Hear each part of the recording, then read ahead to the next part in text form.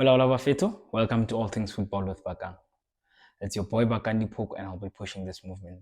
We are currently sitting on 100 and something subs on YouTube, so please do the right thing. Please like, comment, subscribe, and share.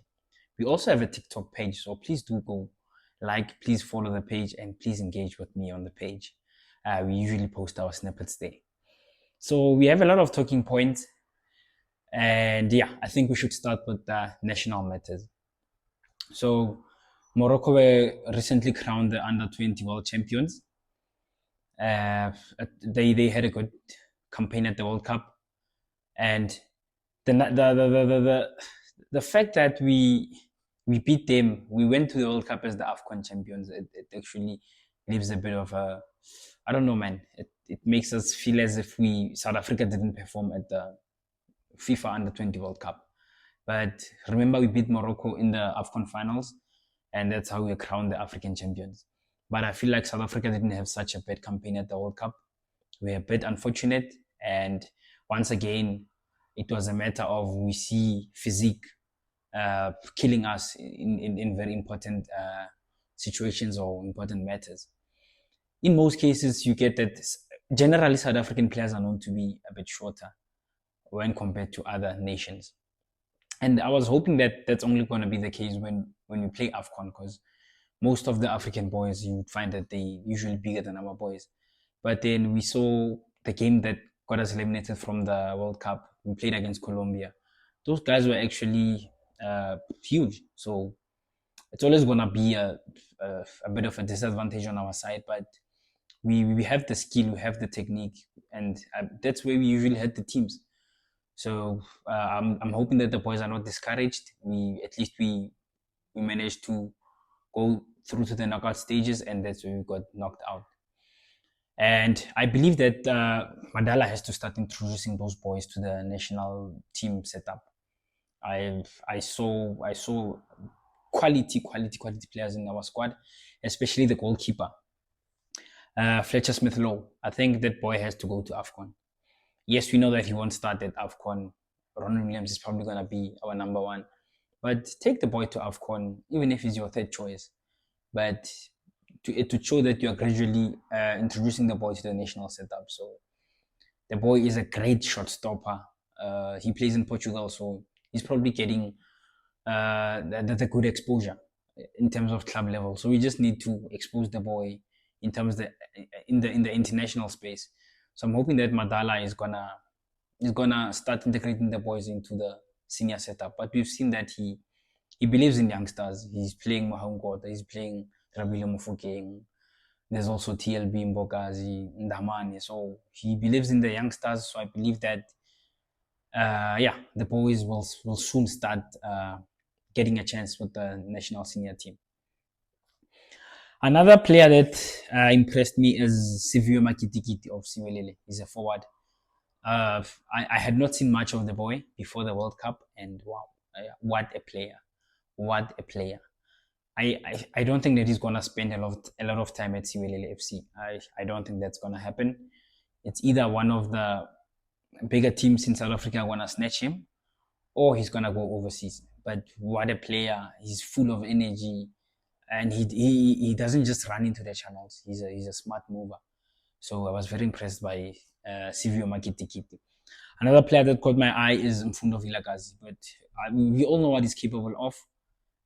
Just a matter of we got to see more of him, because we don't see much of him at Kaizer Chiefs. So he showed us why he deserves to get more minutes at Kaizer Chiefs. Yeah, he's a top player. And yeah, I'm just hoping that he's going to get more minutes. Just a few pointers that I picked up from our under 20 squad, so the South African under 20 squad. I believe that we didn't have a lot of central midfielders or your central defensive midfielders. I can only count 3 players who actually play in that role, which is Lazola Maku of Siwelele. There's Patrick Utata of Durban City and Khomel Mokekan of Mamelodi Sundowns. So if you go into a tournament with only 3 natural CDMs or center mids, for me, it's not enough. It's not enough. Our squad was full of attackers. Our squad was full of wingers, strikers, and we limited a position that's very crucial to the game. And I feel like that's one of the things that killed us in this World Cup. Because I remember when we played Colombia, they subbed off Lazolamaku, who was our destroyer, and that sub actually killed us. But then we don't know what's the reason why he was subbed. Maybe it was a tactical change, maybe it was a forced change. But then you saw that we had to move Aseko Tiwani into the midfield because we didn't have enough midfielders in our squad. I'm sure I can count 5 or 6 wingers who can also be deployed as a 10, but for me, the balance was not right. The balance was not right at all. And I'm hoping that we're going to learn from such things. But nonetheless, the boys had a good campaign. And yeah, I'm hoping that they're going to start getting more minutes, especially at the highest level of football in the South African League. We're moving over to the under 17s. We know that we have a World Cup that's coming up. It's actually starting on the 3rd of November. But surprisingly so, SAFA has not finalized the squad that's going to take place in the World Cup in Qatar. So it's a worrying factor for us. Most of the nations have started their preps. They've been in camp. They're even playing friendlies, and we still don't have a squad assembled. So it's a problem. It's a problem because I believe that it was something similar with the under 20s. Maybe it's a thing of we didn't get enough preparation on our side, and look where it got us. So it's even worse with the under 17s. I know that Emil Witboy was playing for Cape Town City this weekend, and yeah, he's still not with the rest of the squad. And I know that we have a few injuries to our players who actually played in the AFCON. So let's see how that goes. But I'm hoping that SAFA is gonna do the right thing as soon as possible. Maybe they're still engaging with the clubs, but either way, we are late. Nations are already in camp. They're playing friendlies, and we still don't have a final squad. That's one of the things that are actually killing us when you get to these major tournaments. I know that Golden Arrows have announced that Boyesen has been selected for the final squad, but SAFA has not announced the final squad. So maybe Bafana Western, they should have just waited for SAFA to finalize and confirm and announce the squad before announcing that Ipubesi Boyesen has been selected for final squad. But what a top player. You guys will see what the boy has, but he has huge potential. But nonetheless, we'll be keeping an eye out on the SAFA social media pages to see when is the final squad going to be announced. But I'd like to just give a huge shout out to Mr. Walter Steenberg. This is your work, sir. You the reason why we've qualified for these major tournaments with regards to the junior national teams. I know that you started the TDS program, and that's where you identified most of these under boys while they were still only 15 years of age. And now we're going to the under 17 World Cup. So a big ups to Mr. Steenbok. I'm hoping that whoever gets the TD role is going to continue your good work. We move over to the national senior team. Bafana, we know that we are going to USA. Siyabangena, Siya USA. And yeah, we went into the last round of qualifiers with some sad news because they had docked us 3 points. We played Zimbabwe in Moses Mabhida, a game which we should have won. We created a lot of chances. We were the better side. We just couldn't convert our chances. And Benin beat Rwanda on the same day, so they went 2 points above. And we had to fight in the last game of the qualifiers, and we did exactly that. But we also needed a favor from Nigeria. We were playing Benin, and remember Benin were top of us. So yeah, they did the things. Osimhen scored in the first minute of regulation time, and they won 4-0 against Benin. They also needed to score 4 in order to get the playoff spot. They got it. We beat Rwanda 3-0, and we secured our ticket to USA. A big ups to Hugo Bruce and his technical team, and a huge big ups to the players because it wouldn't have been possible without you guys. But yeah, we're going to the World Cup. Now the primary focus is on AFCON. I know that we have Angola, Egypt, and Zimbabwe in our group. Not a very tough group. I'm not really scared of Egypt. Yeah, I'm not really scared of them, but they've also qualified for the World Cup. So yeah, our focus is now on AFCON. Hopefully, we'll have a lot of guys back. Your likes of Tembazwane, Relemo Fokeng, Roshin Dodley. Because yeah, we need a full squad for that AFCON campaign. While we're still discussing the World Cup, four African nations are gonna go into a playoff mini tournament. The winner is then going to represent Africa against the other winners from the other continents. So from Africa, we have Nigeria, who are going to be playing Gabon. We have Cameroon, who will be playing DRC, the Congo. So yeah, it's gonna be played in Morocco. It's a neutral venue for everyone, so no one can say that someone is getting favored by the home ground or something like that. And yeah, I'm just hoping that one of the African nations is gonna make it to the final tournament. So I'd like to believe that we have 9 nations that have qualified for the World Cup, and we might potentially have 10 should one of the African winners actually conquer the other winners from the other continents. So yeah, let's see how that goes. And then we move over to, while we're still discussing African football, we had the second preliminary round of the CAF Inter Club competitions. We start with the CAF Champions League. Mamelodi Sundowns played Remo Stars of Nigeria. Yeah, it was they thrashed Remo Stars 5-1. I know that the Nigerian TikTokers have been going mad, but they did say that even before we knew that it was an experienced team against an upcoming side. And yeah, the scoreline says it all: 5-1 away from home. A huge scoreline, 5 away goals for Mamelodi Sundowns. Remo Stars still has to come to South Africa, and yeah, they can score 10. They must actually score 10, because we know that our Nigerian brothers can be a bit vocal. And yeah, big ups to Mamelodi Sundowns. We're still in the CAF Champions League. Orlando Pirates were defeated 3-0 away from home by Saint Elway Lupopo. So the game was not televised. Actually, both games that took place in Congo, they weren't televised. But yeah, it's a bit of a mountain for Orlando Pirates. They head into the second leg having to score 4 goals and not concede, because if they had gotten 1 goal in Congo, then it would have made it a bit easier. But now Lupopo should not score in South Africa, because once they score, then it gets even harder and harder. So let's see what happens. Escotini, I believe that the Bacania faithfuls are going to come out in numbers. They need to rally behind the Sea Robbers, because they need them. We saw some clips, like clips on TikTok and social media of the game. We saw the goals, and yeah, it was a packed stadium in Congo. Actually, Luke Emil gave Orlando Pirates a friendly warning prior to the match. So he used to coach Lupopo, and he told them that it's not going to be an easy match. And the scoreline says it all. It wasn't an easy match, but I believe that it's possible for Orlando Pirates to score 4 goals at Orlando Stadium.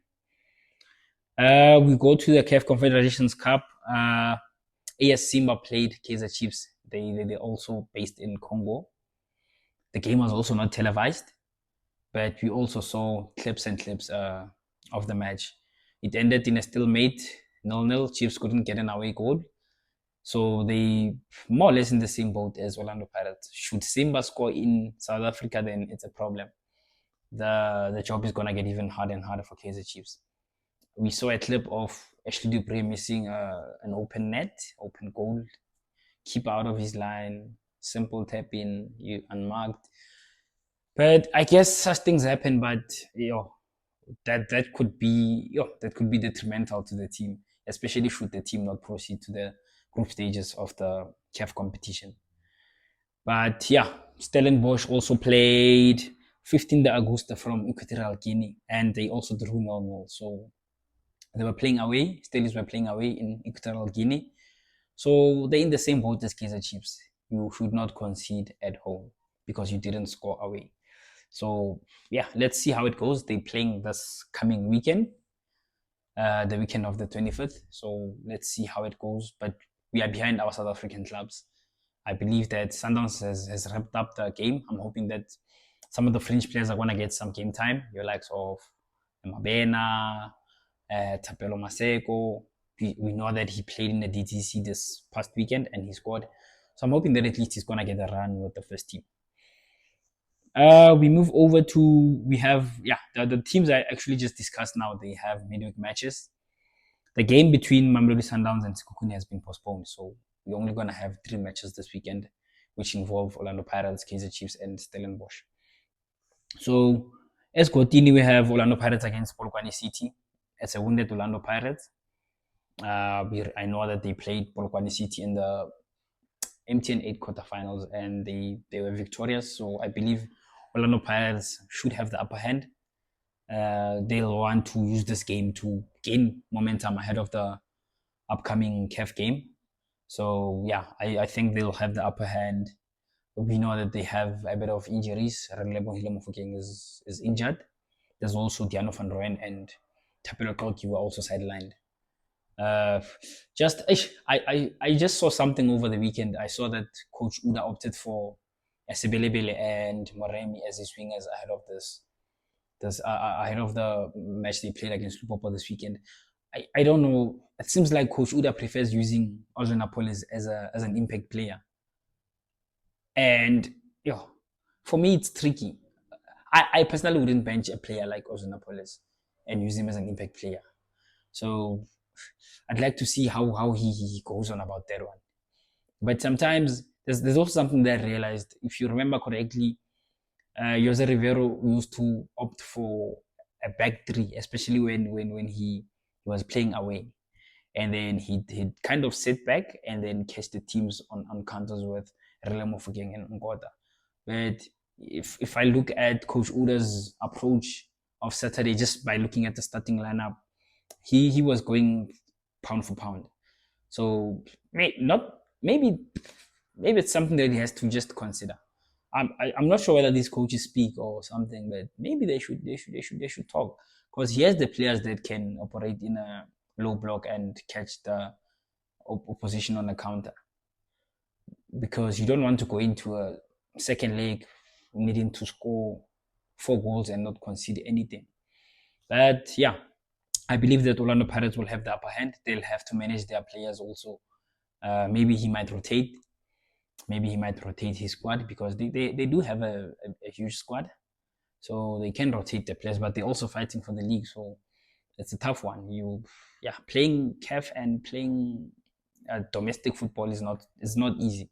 You need to be able to rotate your squad, manage your players. There are also critical positions. We saw CBC starting with Mbogazi at centre back. Lebona Shema was dropped. I'm not really sure why that happened. Maybe they're saying that you guys played together against Zimbabwe at international level, so just take that momentum into the away CAF game.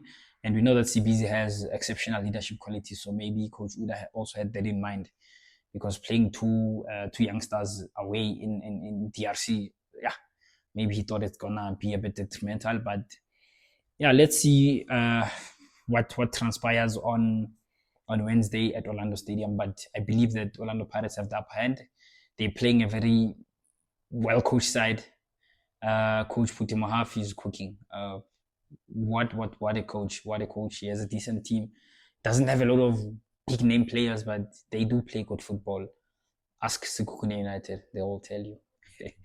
Okay, we also have Stellenbosch, who are playing against Golden Arrows. Stellies didn't have the best of starts domestically. They are currently number 15 on the log. Results haven't been going their way. And that's not the Stellies we know. Stellies are typically known to be a team that's usually around number 2 or 3. And now it's not looking good.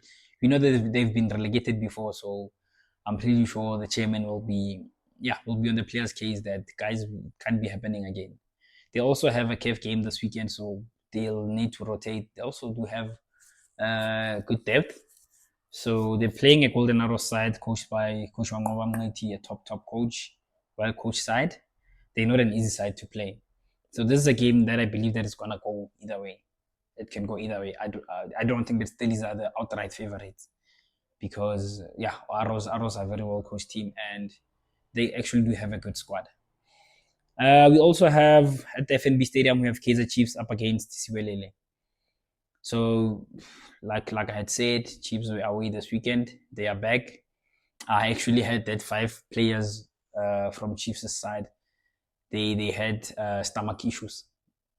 So I don't know whether these teams do communicate or what, but you know that when you're playing in these CAF competitions, then you have to try by all means to have your own food or something like that, take your own chefs, but you have to, you know that they are always going to play. I don't even want to call it mind games because if if I spike your food with something that's going to make you not be able to play on the day, that it's not mind games, it's physical, it's happening. So they're always going to try these tricks. Uh, so I'm not sure whether Chiefs Chiefs was not aware of that or what, but yeah, try by all means to avoid uh, maybe consuming things that are produced that side or something like that. But just know that anything can happen, especially when you play these tournaments. They must engage Mamelodi Sundowns and ask them how it's done. I know I don't think that they wouldn't want to share some vital advice with fellow South African teams. So they also released a statement that there are plus or minus 9 or 10 players that are actually sidelined. There's Ethan Chislet, who's been also counted there. There's George Matlu, there's Basika Mako, there's Bondle Molefe, the goalkeeper, there's Kevin Msimango, and Ogoshin Dotli. So we know that Msimango and Dotli have been out for quite some time. They didn't even play when they went for preseason in Netherlands, so we're not expecting them to be back anytime soon. Ethan Chislet has not made his debut for Kaizer Chiefs. He's made the match squad on several occasions, but he has not played. So you ask yourself, where did they get injured? Is it maybe at practice or what's happening? Are the guys cupping each other at practice? Yeah, yeah, but it's bad. It's bad. So we know that they're ready to welcome back Lebohang Mapoe, Asanele Velebai, and Godspeedy Godaro. Was it Godswill? Yeah, but Igodaro. So they're ready to welcome them back. You know that Munyani is not available for selection against Siwelele, but he's back. So he might be playing against AS Simba in the second leg of the CAF Confed game. So yeah, I believe that this game between Chiefs and Siwelele is gonna be a tough game. Siwelele are a well coached side. We saw them giving Orlando Pirates a tough time when they played at Orlando in the Cullen Black Label game. Mbogazi scored a late goal in the dying minutes of the match. So they put a good showing. And they have a number, Siwelele has a number of players who used to play for Kaizer Chiefs. There's Potsani, there's Christian Saile, there's Nukovic. They also have 2 players on loan, Happy Mashiani and Sam Kelozwane. And Coach Kaze did actually confirm that they're going to be eligible to play against Kaizer Chiefs. I think that's a good thing. If they beat us, then it will show that they're ready to come play in our team. So I love this policy of saying that the players who are on loan from you can play against the parent club. I mean, how are you going to monitor the progress of the guys if they can't even play against you? So well done to Coach Kaze. Not sure if they made this decision or whether it's just done by management, but well done to the guys. And yeah, let's see how it goes. I'm looking forward to seeing your likes of Lebohang Mabo in action, Asanele Velebai. We've been eager to see the boy playing. I mean, I believe that Pule Modi needs a bit of competition on the left hand side. Yeah, we need a bit of competition on some of these positions. Even I'm happy that Mfundo Vilakazi is back to compete with Lepo on that right wing position. I personally believe they're starting to get comfortable. They were a bit complacent on a few occasions. So yeah, I welcome the 2 boys back. Even Nico Dare up top, at least he'll put some competition up top. You know, there's Flavio, there's Duba, Mayo, Dupree. So yeah, the more the better. So yeah, looking forward to the game. I believe that Chiefs will have the upper hand in this match. They'll definitely have the upper hand. they're playing at the bigger pitch. I believe that they'll always have an advantage when they play at FNB because of the big pitch. I believe that some of these teams sometimes tend to struggle when they get to the bigger pitch, especially if you're used to playing on a smaller pitch. And Chiefs should actually be taking advantage of that. They should be collecting maximum points, especially when they play at home. Because when they play away, they get the support. So yeah, and then we know that Chiefs announced that they have parted ways with Coach Nabi, and that the two assistants are gonna be taking charge of the club till further notice, or rather till the end of the season. For me, that was a good decision by Chiefs to elect the two assistants to take charge, because getting a coach now was never gonna be practical, unless if you say that, okay, we bring in a new coach now, and then we use the 2 months that we're gonna get because of the AFCON break to kind of have the time as preseason. But if you bring in a new coach now, then when are they gonna adapt? Yeah, it was gonna be a bit of a mission. So for me, good decision by management. Not sure why Coach Nabi left. We saw his film message. He didn't say bye to Coach Ben and Coach Kaze. So we're not sure what's happening. We're not sure what's happening. I've seen links of him to, I know that younger and coachless now. They recently released Coach Fahloza. So I had links of Nabi going to Younger. We know that they would be reuniting should that happen. But yeah, let's see how that unfolds. And then while we're still mentioning the coaches, I heard that Coach Luke Amel is actually on the verge of leaving Chippa United. I heard that there are lawyers involved. Maybe they're dealing with the whole settlement issue. But yeah, are you surprised? Because I'm not surprised. It's Chippa United. It has happened before, and it has happened a lot of times. We've seen it with Coach Dinklade. We've seen it, guys. We've seen it all. But they're sitting rock bottom now as we speak. They had a decent coach in Temba Badela. They got a quality sporting director in Coach Snesipo, in Snesipo Mali. And I was, when the season started, I had high hopes for Chippa United. And look now, rooted at the bottom, and they're now getting rid of their second coach this season. So hey, it's not looking good. I had that Coach Vusi Vilakazi and Coach Brandon Truta, they might be heading to Chippa United to take charge. So yeah, it's two top coaches. It's two top coaches. So let's see how everything unfolds at Chippa United. But they need serious intervention. They need divine intervention because it's not looking good. That's it, guys. Thank you so much for watching. Please don't forget to go like, comment, subscribe, and share on YouTube. Please don't forget to go like the TikTok page, All Things Football with Bakang on TikTok, and let's please engage. Refela, diski ya rona ba fetu, Tango.